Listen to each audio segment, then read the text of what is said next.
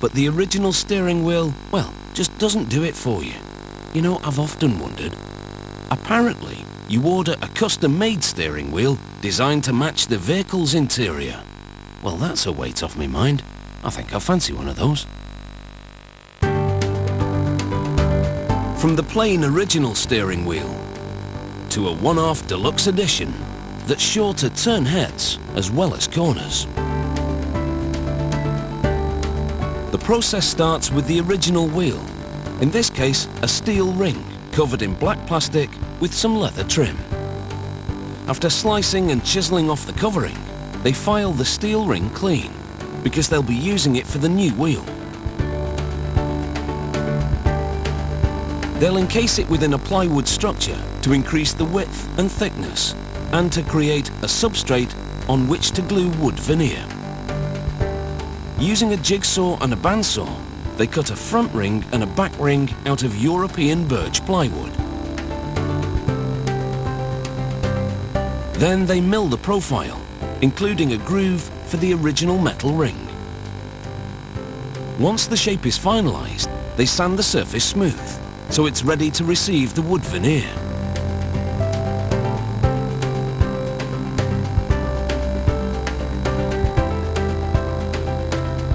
Veneer is made from a piece of wood sliced into ultra-thin sheets called leaves. Here, they use consecutively cut leaves so that the wood grain pattern is nearly identical. For each plywood ring, they take 2 leaves and tape them mirror image to each other.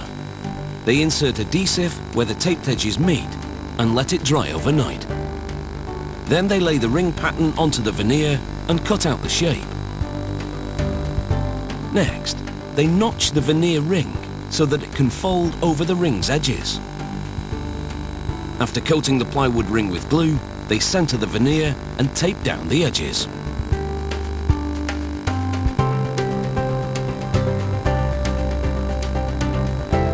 Next, they add a layer of protective plastic, followed by rubber cushioning.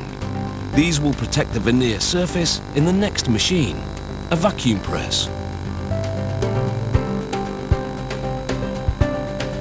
Powerful suction draws the bag tightly around the materials. This locks the veneer onto the plywood substrate, forcing out any air that could weaken the bond.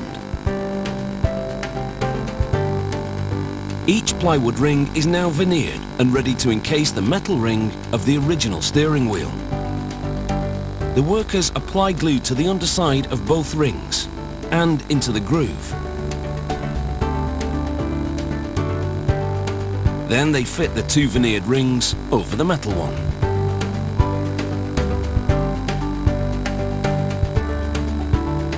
They clamp everything in place and leave the glue to dry overnight.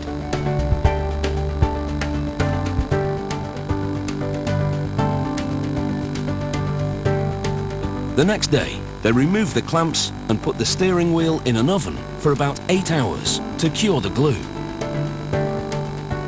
Once the steering wheel cools, they file away any glue that's seeped out of the seam and sand it to a silky smooth finish. They protect the delicate veneer with 8 coats of resin, which is cured in the oven. Then they polish the surface with a series of compounds to produce a glossy finish which highlights the wood grain.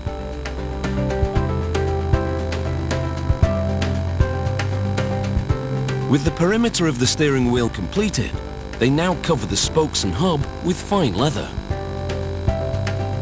First, they glue the pieces, then hand stitch them.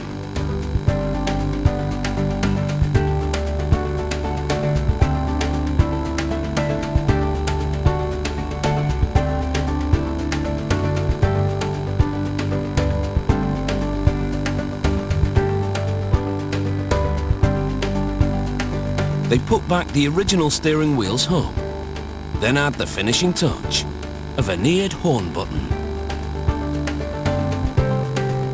After all, when you're driving a luxury car, you might just want to blow your own horn. Now, if I do get one of these, I wonder if they do customised furry dice.